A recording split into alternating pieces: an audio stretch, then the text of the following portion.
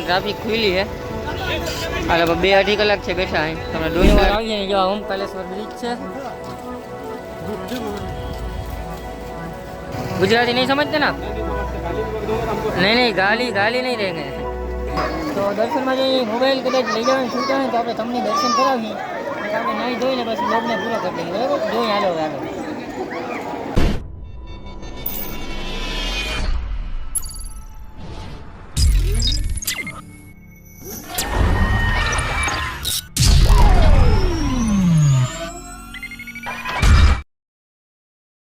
તો કેમ છો મિત્રો? જય દ્વારકાધીશ ને હર હર મહાદેવ બધાને. ઉજ્જૈનથી સવારે 6 વાગ્યામાં આપણે બસ પકડીને નીકળી ગયા છે ઇન્દોર માટે. ઇન્દોરથી તમને ઓમકારેશ્વરની બસ આરામથી જડી જાય છે. ટ્રાફિક બહુ ઝાઝી હોય છે પણ વાંધો નથી આવતો. તો વિડીયોમાં કન્ટિન્યુ રહેજો. આપણે કઈ રીતે ઓમકારેશ્વર મહાદેવ પૂગી, કઈ જગ્યાએ ટ્રાફિક તમને નડશે, આપણે પૂરી ગાઈડલાઈન તમને આપશે. તો અત્યારથી આપણે ઇન્દોરથી આપણે ઓમકારેશ્વરની બસમાં જવાનું છે. સવારે વહેલા 6 વાગ્યામાં આપણે ઇન્દોરથી ઉજ્જૈનથી નીકળી ગયા હતા ઇન્દોર માટે. અને ઇન્દોરથી તમને ઓમકારેશ્વરની બસ જડી જાય પણ ધ્યાન રાખવું જોઈએ, બસ બહુ ઓછી જાય છે.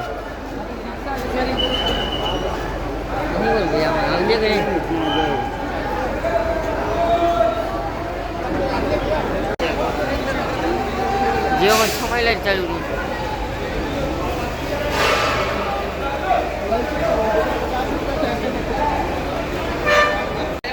મિત્રો અહીંયા આવો તો ખાસ ધ્યાન રાખજો, બસની હાઈ રહેતા નહીં. બસ અહીંયા બહુ જાજી આવે પણ નથી ભેગું થતું. તો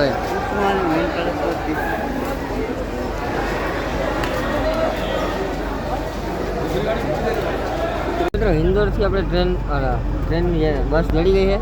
ડાયરેક્ટ હવે છે ને આપણે ઓમકારેશ્વરને જઈને જ મળી જવા. ભીડ જો પ્રાઇવેટ ને સરકારી બધું ભેગું છે પણ પ્રાઇવેટ ને સરકારી બસ બધું ભેગું લઈ લો. એટલે વાહન હોય ને તો તમારે બધેથી સારું. બાકી આવી રીતે બસમાં આવો ને તો ધ્યાન જ રાખજો. વહેલું જેમ બને ને એમ રાતે વહેલું આવજો. અમે સવારે 6 વાગે નીકળી ગયા હતા આપણે ઉજ્જૈનથી, તો એ મન વહેલું આવ્યું બસમાં. તો મિત્રો ઇન્દોરથી જે તમે નીકળશો ને થોડીક વાર તો તમને પહાડી નજારા જોવા મળશે. બહુ સારા વ્યૂ આવશે. ત્યાંથી ખાલી થોડાક તમે આગળ હાલશો ને જે હાવ એક્ઝેક્ટ પહાડની વચમાં આવશો ને ત્યારે જો. તો મિત્રો એ છે ને આપણે અંદર જવામાં ટ્રાફિક બહુ જાજી છે. અમે લોકો 1 કલાક 1.5 કલાક થયા બેઠા છે. બસ હાલતી નથી થતી, ટ્રાફિક બહુ છે આગળ.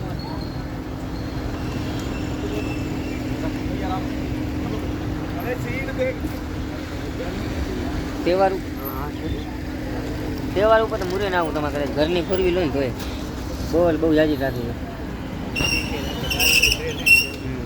રાતે 12 વાગ્યાની ટ્રેન છે, જડી જાય તો સારું કહેવાય. સારું બેહવાની સીટ જઈને કામ મરી જવું પડે. જમે હે ટ્રાફિક કાંઈક નીકળે હે. કલાક 1.5 કલાક છે આમના બેઠા અહીંયા. જમે ખાલી થાય છે. વ્યૂ હાય આવે પણ એના ટ્રાફિક તો બહુ ના આવે. હે સ્નો બાઈક રાખે જાય આમાં વાવલે છે ને માંડ ટ્રાફિક ખુલ્લી છે. આ લગભગ 2-2.5 કલાક છે બેઠા અહીં. તમને 1.5 કલાક તો પહેલાં કીધું હતું પણ 2-2.5 કલાક જેવું થઈ ગયું. હવે માંડ ટ્રાફિક ખુલ્લી છે. હવે નીકળી આગળ જઈએ ટ્રાફિક કેટલીક હોય એ પ્રમાણે નક્કી થાય. તો આપણે 9 વાગ્યા ટ્રાફિકમાં તો સાવ ટ્રાફિક કમ્પ્લીટ થઈ ગઈ છે. અત્યારે વાગ્યા મને કહી તો 2 વાગ્યા છે. હવે સાવ કમ્પ્લીટ ટ્રાફિક થઈ ગઈ છે પૂરી. જલ્દી પૂરી જાવ. પાછું જવામાં સાંજે આપણે જોવાનું નીકળે કે નહીં નીકળે. પછી ટ્રાફિક સાવ બંધ. જલ્દી એકવાર પુગાડી દે ને એ સાંજે જોવાનું છે. આપણે 12:30 વાગ્યા ટ્રેન છે, એ ઉજ્જૈન છે. પછી આપણે ઇન્દોર જવું, પછી ત્યાંથી પાછું ઉજ્જૈન જવું.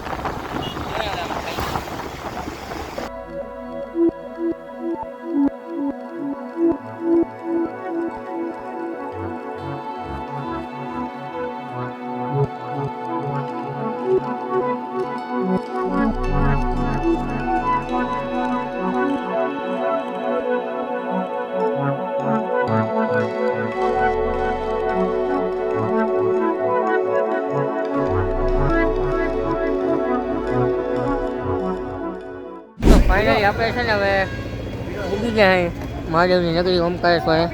લગભગ કેટલા 9 વાગ્યાનો ટાઈમ હતો ને કેટલા વાગ્યા હતા 7:30 કલાક પછી આપણે ઓમકારેશ્વર ઉગી ગયા ઇન્દોરથી. તો બધા કોઈને હડપ જ નથી જો ને ભાઈ આપણે ભેગા છે ખંભાળિયાના. તો ક્યાં જાય બાબલા? હા એસટી ડિપેથી આપણે નીકળી ગયા છે. હું ભાવો બે ધીમે ધીમે વયા જાય છે. માટલું આગળ જાય છે. આપણે જઈએ છીએ ઘાટ પાસે નાવા પહેલાં તો, કેમ કે આજે સવારે નાયા નહોતા, અહીંયા નાવું તો એટલે. પણ હવે આ ભાઈએ શું કે બસ વાળે એક અઘરું પાડી દીધું અમને.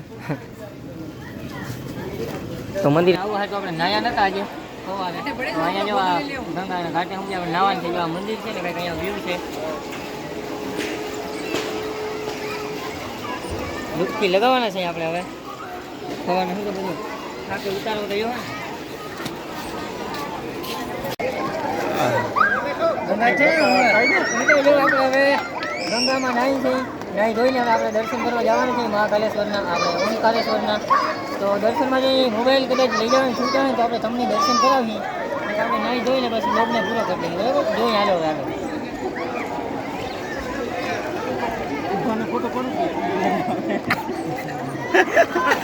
નાહી ધોઈને કમ્પ્લીટ થઈને આપણે હવે રૂમ ગોતવા આવી ગયા છે. હવે જો અહીંયા કાંઈ રૂમ છે, આપણે ચેક કરી છે. અહીંયા ભાઈ પાસે રૂમ હોય તો ભલે. તમે બધા આજુબાજુ તમને રૂમ ખાલી જડી જાય. ઉજ્જૈનની વારી આપણે અહીંયા ટ્રાફિક નથી મળતી, અહીંયા ગમે ત્યાં રૂમ મળી જ જાય. સસ્તો 1200. હા, ઉજ્જૈનમાં તો ભૂકા કાઢી નાખતા હતા.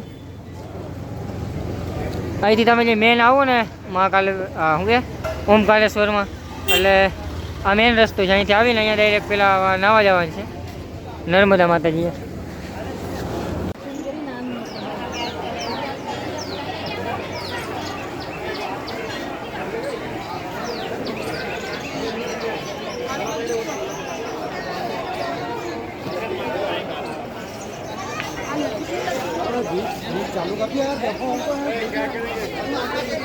રૂમમાં એવું છે કે રૂમ રાખવાનું આપણે કેન્સલ કર્યું. આપણે એને રાતોરાત ઘરે નીકળી જવાનું છે ઇન્દોર માટે, એટલે રૂમ રાખવાનું કેન્સલ કર્યું. હવે આપણે મંદિરના દર્શન માટે જઈએ.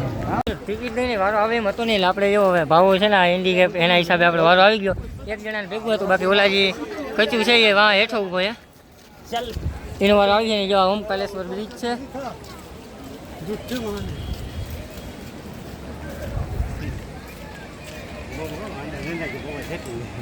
હા મોબાઈલ ના અંદર ખોલવું જ નહીં. એને વાં જેવું આપણે નાતા હતા ઓલું જે છે ને હે આવું કંઈક વ્યૂ છે નર્મદા નદીનો. વાં જેવું ભાઈ પાટિયા ખુલે નર્મદા. અરે મેન બ્રિજનો પુલ જ આવે છે કે જવાનો, કે ઓલો મેન રસ્તો તો ઓલો છે? હા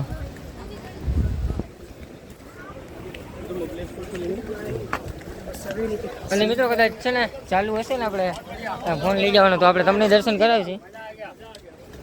લગભગ તો બંધ હે નહીં ભાવ. બધા જે છે ને અહીંયા આ બધા અહીંયા લાઈનમાં ઊભા છે. આટલા બધા ફેરા છે ને આપણે તો અહીંયાથી આમાં જઈએ છીએ. આપણે ભાવાના હિસાબે ડાયરેક્ટ મેળ આવી ગયો હે. અહીંયા આટલી લાઈન છે.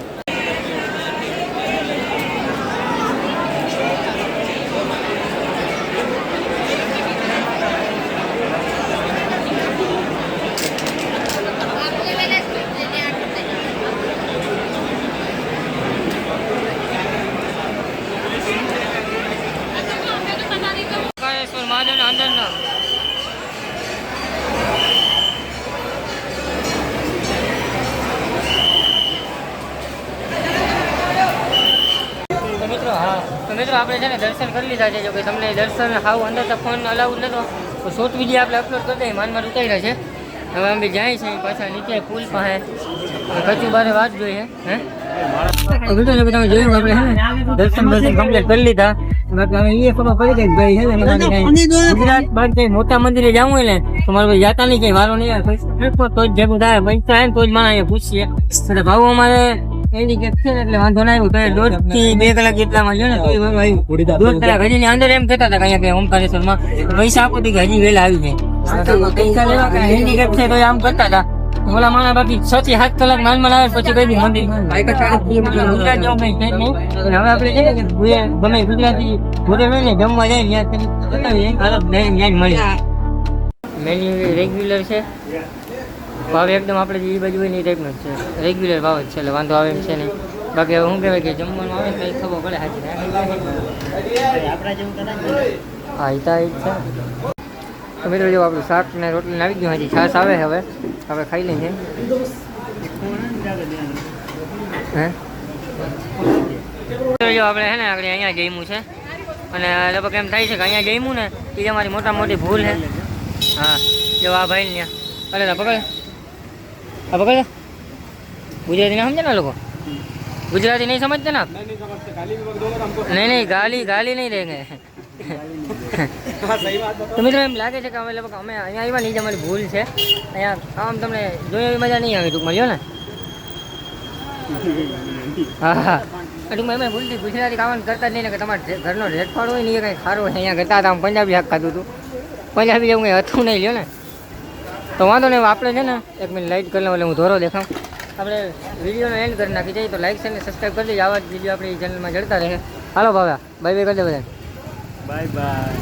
આવો કચભાઈ હાલો ડી એન્ડ કચભાઈ બાય બાય કરી દે ભાઈ. Bye bye. હાલો.